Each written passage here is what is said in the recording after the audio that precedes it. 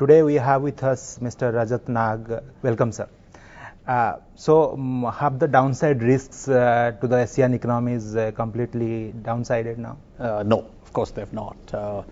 As a matter of fact, we believe that the economic recovery in Asia is still fragile, but on the whole, we are obviously very positive.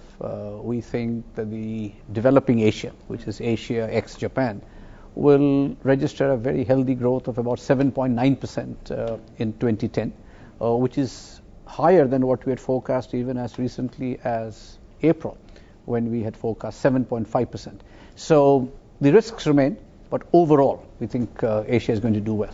But how do you see the impact of the European crisis on ASEAN economics? Well, the European crisis is obviously one of the uncertainties. But at the moment, our reading is that the European situation has stabilized.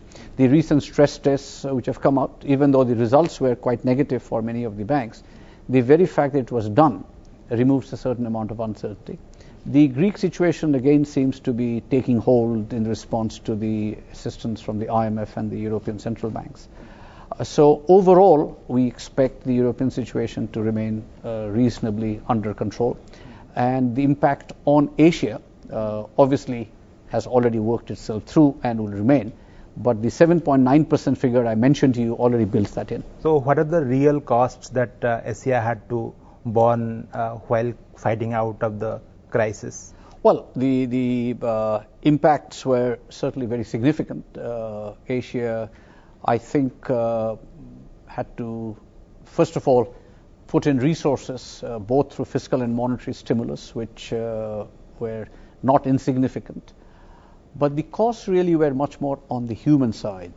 Our estimates are that about 100 million more people were kept in poverty because of this financial crisis than would have been the case. We believe that the impact on poverty, impact on health indicators, impact on education, all of them have been quite negative. But fortunately, Asia, I think, handled the crisis much better than one had feared. Okay. Also, in your April outlook, you had mentioned that there is a fear of asset price bubble in Asia. So how is the situation now? Well, I think we still have some concerns, certainly in China, certainly in some parts of China, particularly in the coastal areas. We think the authorities in China and elsewhere have recognized that. And therefore, in India, for example, the authorities have certainly taken, I think, quite an appropriate and aggressive stance against inflation. And the recent rate increases announced by the RBI, even as recent as yesterday, are, I think, steps in that direction. So we do remain concerned about inflation, though we think that the risks are now starting to diminish.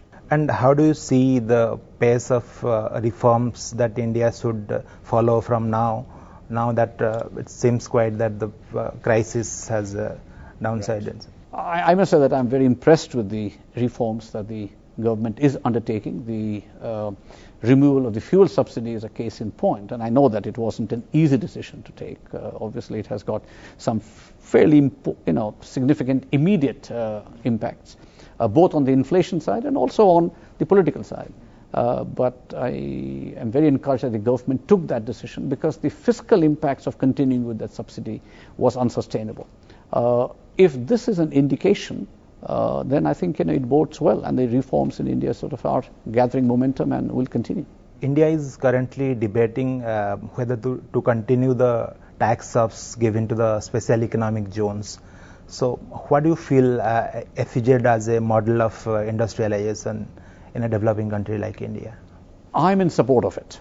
The reason is you're trying to create what essentially would be islands of excellence. But once again, to recognize that those measures are only temporary. You cannot just create special economic zone after another without making some fundamental reforms in which the special incentives you're providing will become mainstream. So yes, as temporary measures, as measures to induce greater exports, I think those are appropriate. There is a lot of talk on the currency policy that China is following. So what's your stand on that, and do you think really it is yuan is really very undervalued at present? We have always maintained very publicly that it is in the interest of all countries, including China, to let its exchange rates be market determined.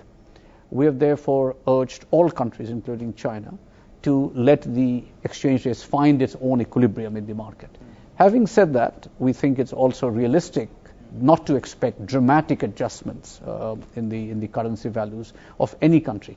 And China recently did sort of start to let the market forces have greater influence, and the renminbi has appreciated, not as much as one would have perhaps liked, but it has. How does ADB sees the occasional conflicts between India and China on the economic front? Like recently, India has tried to put some curbs on import of telecom equipments from China. So how does it help?